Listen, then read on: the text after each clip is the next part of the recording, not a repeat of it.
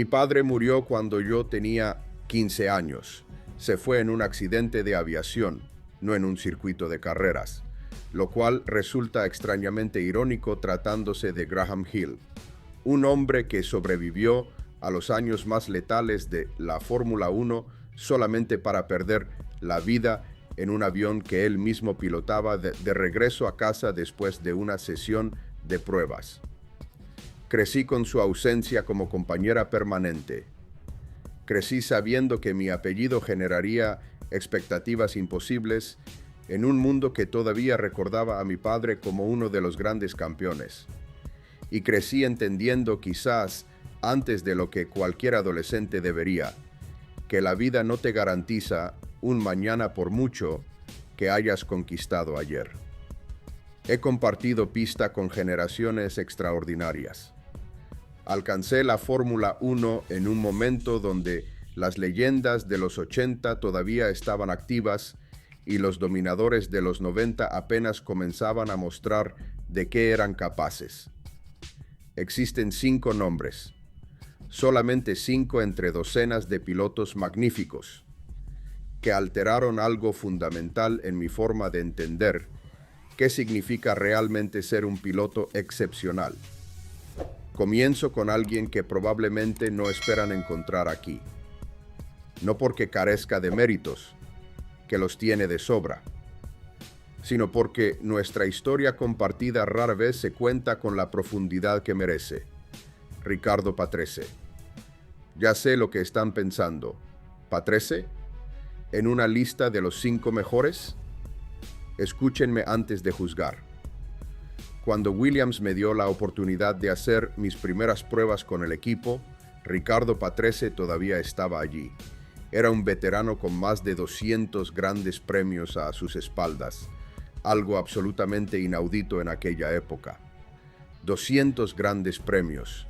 Piensen en lo que eso significa en un deporte donde durante décadas la esperanza de vida profesional de un piloto era significativamente inferior a la de cualquier otro deportista. Lo que Riccardo me enseñó no fue algo espectacular ni llamativo. No me dejó boquiabierto con una vuelta de clasificación sobrenatural ni con un adelantamiento imposible bajo la lluvia. Lo que hizo fue algo más sutil y a largo plazo mucho más valioso. Me mostró cómo sobrevivir en la Fórmula 1. Riccardo había visto morir a compañeros. Había competido en circuitos que hoy serían clausurados inmediatamente por cualquier comisario con un mínimo de sentido común. Había atravesado temporadas con coches horribles donde terminar una carrera ya era un triunfo, y a pesar de todo eso seguía ahí, seguía compitiendo, seguía encontrando motivación para ponerse el mono cada viernes por la mañana y subirse a un coche que podía matarlo antes de la hora del almuerzo. Observarlo trabajar durante mis primeros días en Williams fue como recibir una educación acelerada en supervivencia profesional. No me lo explicó con palabras, me lo mostró con acciones, con la calma con que abordaba un fin de semana difícil, con la disciplina con que gestionaba un coche que no estaba funcionando como debía, con la serenidad con que aceptaba resultados modestos cuando las circunstancias no permitían más. Incluyo a Riccardo en mi lista no porque fuera el piloto más rápido que haya existido. No lo era. Lo incluyo porque representaba algo que la Fórmula 1 moderna frecuentemente pasa por alto: la sabiduría competitiva que solamente los años y las cicatrices pueden conferir. Y porque sin su ejemplo silencioso durante mis primeros pasos, probablemente habría cometido errores de juicio que podrían haber acabado con mi carrera antes de que realmente comenzara. El segundo nombre es inevitable, imposible de evitar. Central en la historia de mi vida profesional y personal, de una manera que trasciende cualquier categoría deportiva convencional. Ayrton Senna. No puedo hablar de Ayrton como un observador neutral. No existe esa posibilidad para mí. Ayrton no fue simplemente un rival o un compañero de equipo. Fue un terremoto que reorganizó completamente el paisaje de mi carrera y me dejó recogiendo los escombros durante años. Llegué a Williams en 1993 como piloto de pruebas y Ayrton estaba ahí, dominando la Fórmula 1 con su McLaren de una manera que convertía las sesiones de clasificación en exhibiciones personales. Recuerdo ver sus datos telemétricos por primera vez y sentir una mezcla de fascinación y desánimo. Fascinación porque lo que hacía con el coche era genuinamente hermoso desde un punto de vista técnico. Cada input del volante tenía una precisión que los ingenieros describían con un vocabulario normalmente reservado para la maquinaria de precisión. Y desánimo porque la brecha entre lo que yo producía y lo que él producía parecía un abismo que ninguna cantidad de trabajo podría cerrar. En 1994 fuimos compañeros de equipo. Williams nos puso juntos y el plan era claro. Ayrton lideraría el equipo. Yo aprendería de él. Eventualmente me convertiría en un piloto más completo gracias a su influencia. Era un plan sensato. Un plan que habría funcionado si el destino no hubiera tenido otros planes. Lo que recuerdo de aquellas primeras semanas junto a Ayrton es la intensidad. No hay otra palabra. Cada conversación técnica era intensa. Cada análisis de datos era intenso. Cada momento en el garaje tenía una carga eléctrica que provenía directamente de su presencia. No era agresividad ni hostilidad. Era compromiso. Un compromiso tan absoluto con la excelencia que modificaba el comportamiento de todos los que estaban a su alrededor. Los ingenieros trabajaban más cuando Ayrton estaba cerca. Los mecánicos ajustaban cada tornillo con mayor precisión. Yo conducía con mayor concentración, porque sabía que cualquier descuido de mi parte sería inmediatamente visible en la comparación directa con sus datos. 3 carreras. Eso fue todo lo que compartimos. 3 carreras antes de Imola. No voy a describir lo que pasó aquel 1 de mayo. Ya lo he hecho demasiadas veces y cada vez que lo hago algo dentro de mí se agrieta un poco más. Lo que sí diré es que la muerte de Ayrton me dejó en una posición para la que ningún manual de instrucciones te prepara. De repente era el piloto número 1 de Williams. De repente el equipo me miraba buscando liderazgo. De repente el campeonato del mundo era una posibilidad real, y la persona que debería haber sido mi mayor obstáculo ya no estaba. La culpa que sentí no era racional. Yo no había causado el accidente. No podía haberlo evitado. Pero la mente humana no funciona siempre con lógica limpia. Hay una parte de ti que se siente culpable por beneficiarte de una tragedia, aunque no hayas tenido absolutamente nada que ver con ella. Esa parte me acompañó durante toda la temporada de 1994 y durante mucho tiempo después. Si me preguntan si Ayrton fue el mejor piloto que vi, la respuesta honesta es que no vi lo suficiente para afirmarlo con certeza. 3 carreras como compañero de equipo no proporcionan una base de datos suficiente para una evaluación definitiva, pero lo que vi en esas 3 carreras, combinado con lo que había observado durante los años previos, me convenció de que estaba frente a un talento que aparece quizás 2 o 3 veces por siglo. No más. El tercer piloto es alguien con quien mi relación fue radicalmente diferente. No hubo camaradería ni influencia formativa. Hubo guerra. Guerra competitiva librada a velocidades que no dejaban espacio para los sentimientos ni las consideraciones personales. Y esa guerra, por dolorosa que fue en ciertos momentos, me convirtió en el piloto que necesitaba ser para ganar el campeonato del mundo. Michael Schumacher. Michael y yo estamos vinculados para siempre por lo que ocurrió en Adelaida en 1994. Esa carrera, aquella colisión, Aquella decisión que él tomó o no tomó, dependiendo de a quién le preguntes, definió públicamente nuestra rivalidad de una manera que oscurece muchos otros aspectos de lo que fue competir contra él durante varios años. Voy a intentar hablar de Michael separando la emoción del análisis. No es fácil, pero después de 65 años he desarrollado la capacidad de examinar las cosas con mayor distancia. Lo primero que necesito reconocer es que Michael Schumacher era extraordinariamente bueno. No bueno en el sentido genérico que los comentaristas utilizan para cualquier piloto competente. Bueno en el sentido de que poseía un conjunto de habilidades que, combinadas, producían un paquete competitivo contra el cual era brutalmente difícil competir. Pero lo que verdaderamente hacía temible a Michael no era una sola vuelta rápida, era su capacidad para mantener ese nivel durante toda la carrera. Los stints de Michael eran ejercicios de consistencia implacable, vuelta tras vuelta con diferencias de décimas, no de segundos. Mientras el resto de nosotros experimentábamos inevitablemente fluctuaciones en nuestro ritmo causadas por la concentración que oscila, los neumáticos que se degradan de forma irregular o la fatiga física que se acumula, Michael parecía inmune a todo eso. Producía tiempos como una máquina, mecánicos, predecibles y devastadoramente rápidos. La temporada de 1994 fue mi bautismo de fuego contra él.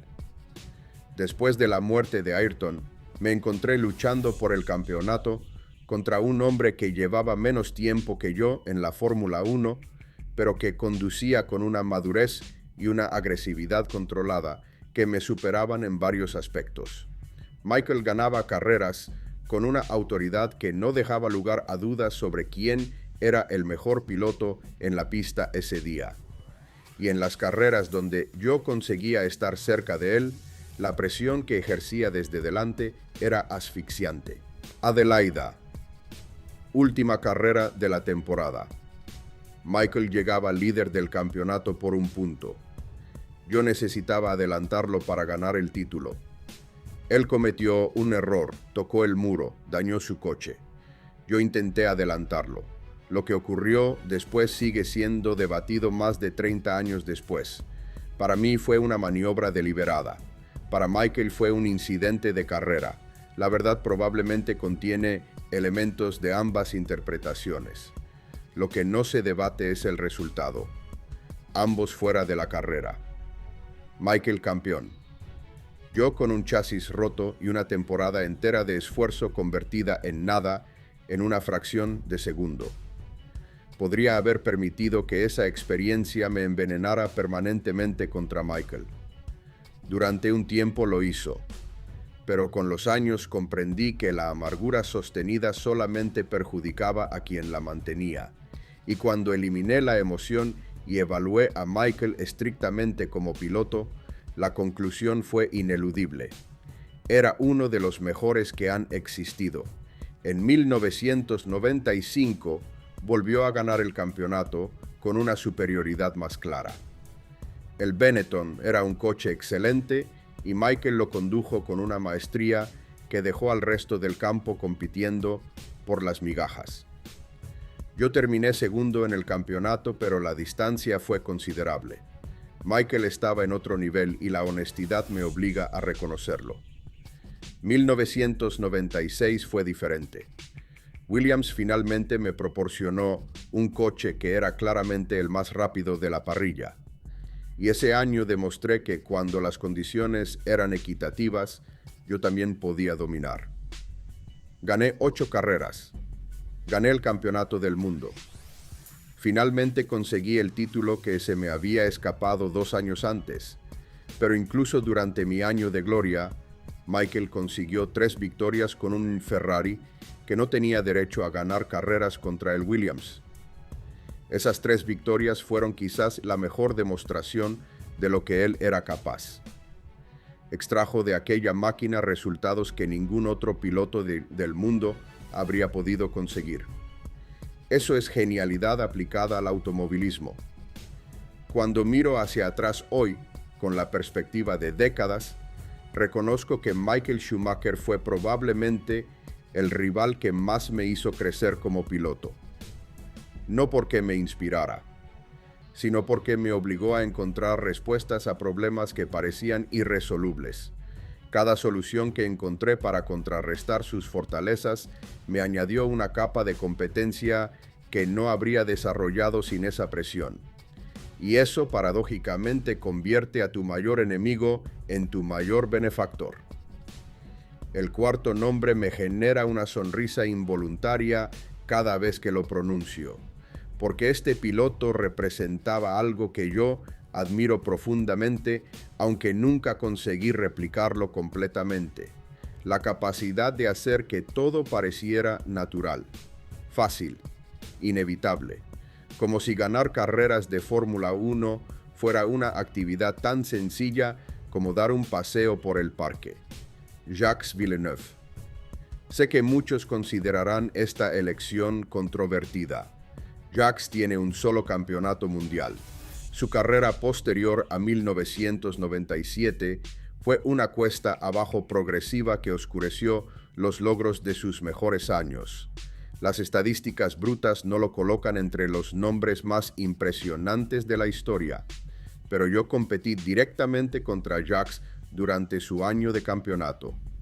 Fui su compañero de equipo en Williams, y puedo decirles con absoluta certeza que lo que Jacques hizo en 1997 fue extraordinario, de una manera que los números no capturan adecuadamente.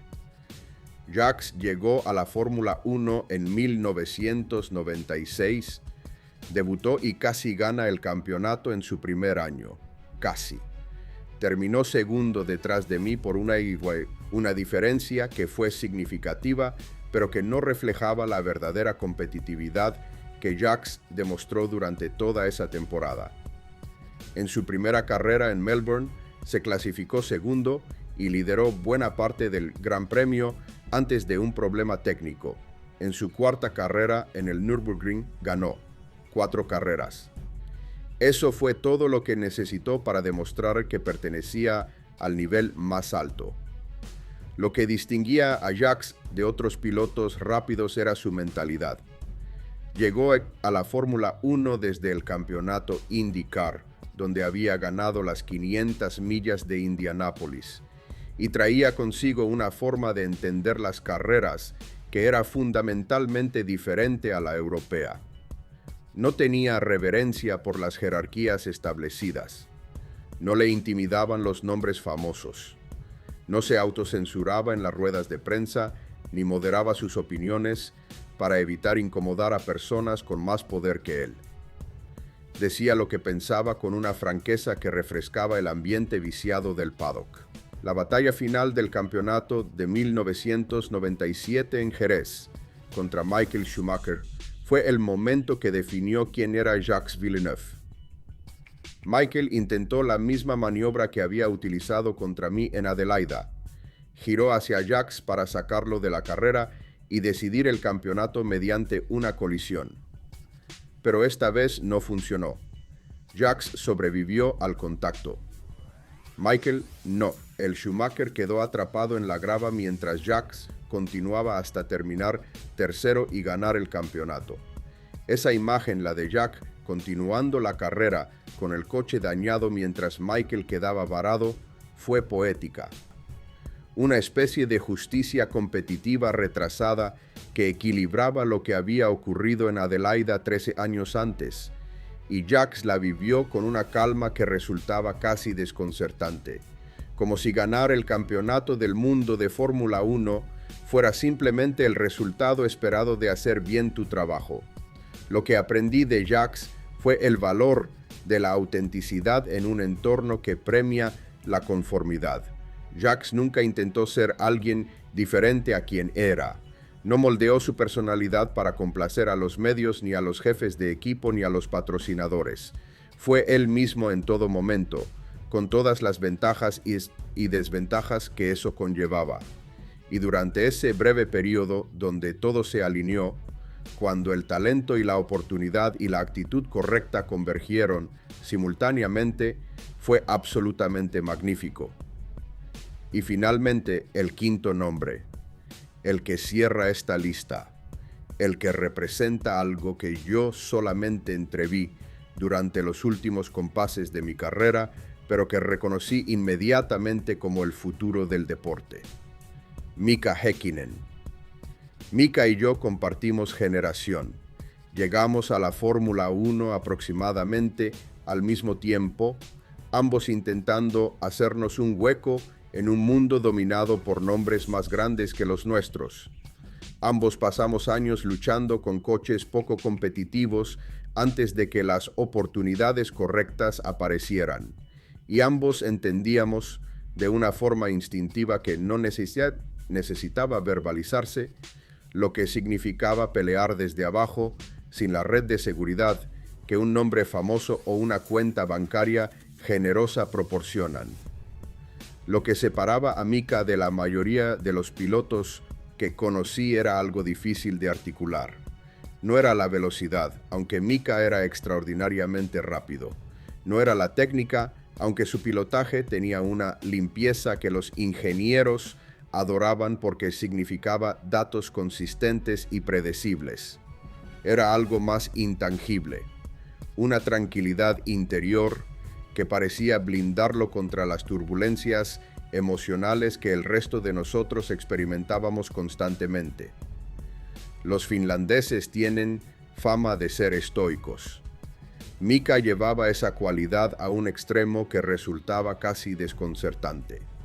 Podía terminar segundo después de una carrera agónica donde la victoria se le escapó en la última vuelta y su reacción externa era prácticamente idéntica a la que habría tenido si hubiera ganado por 30 segundos. No porque no le importara, le importaba enormemente, sino porque había desarrollado una capacidad para procesar las emociones internamente sin permitir que interfirieran con su funcionamiento profesional. El accidente de Mika en Adelaida en 1995 fue uno de los momentos más aterradores que presencié durante mi carrera. Un pinchazo a alta velocidad lo envió contra las barreras con una violencia que todavía me produce un escalofrío cuando lo recuerdo.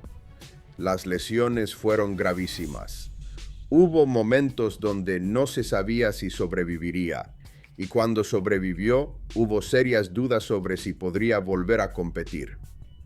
Volvió, y no solamente volvió para ganar 2 campeonatos mundiales consecutivos, contra Michael Schumacher, contra el piloto más dominante de aquella era. Eso requiere algo más que velocidad. Requiere una fortaleza psicológica de una categoría que la mayoría de las personas, incluidos muchos pilotos profesionales, simplemente no poseen. Volver a subirte a un coche que casi te mata, conducirlo al límite absoluto durante 2 temporadas enteras y vencerle al mismísimo Michael Schumacher en el proceso. Eso es coraje en su forma más pura y más productiva. Lo que más me gustaba de Mika como piloto era su honestidad competitiva. No jugaba juegos sucios, no utilizaba maniobras cuestionables para intimidar rivales, no buscaba ventajas extradeportivas. Simplemente se subía al coche, conducía más rápido que casi todos y dejaba que los resultados hablaran por él. En una era donde la política del paddock frecuentemente determinaba tanto como el rendimiento en pista, Mika se mantenía al margen de las conspiraciones y las maniobras. Competía limpiamente, ganaba limpiamente y perdía limpiamente cuando le tocaba perder. Mika se retiró relativamente joven. Dejó la Fórmula 1 cuando todavía era competitivo, cuando todavía podría haber ganado más carreras y quizás más campeonatos. Pero estaba agotado emocionalmente.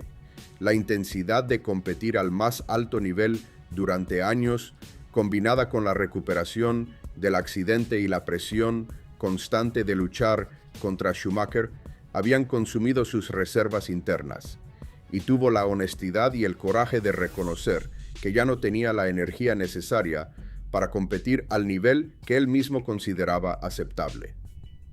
Esa decisión, la de retirarse cuando todavía puedes, en lugar de quedarte hasta que ya no puedes, requiere una autoconciencia que admiro profundamente. Mika sabía quién era, sabía cuánto tenía para dar. Y cuando sintió que ese depósito se estaba vaciando, tuvo la integridad de marcharse antes de convertirse en una versión disminuida de sí mismo. 5 pilotos. 5 historias completamente diferentes. 5 formas radicalmente distintas de abordar el mismo desafío fundamental. Cómo conducir un coche de Fórmula 1 más rápido que cualquier otro ser humano en el planeta. Si esta historia despertó algo en ustedes, hay algo simple que pueden hacer ahora mismo. Suscríbanse. Un clic. Eso es todo. Volvemos pronto con otra. Y les prometo que no se van a arrepentir de estar aquí cuando llegue.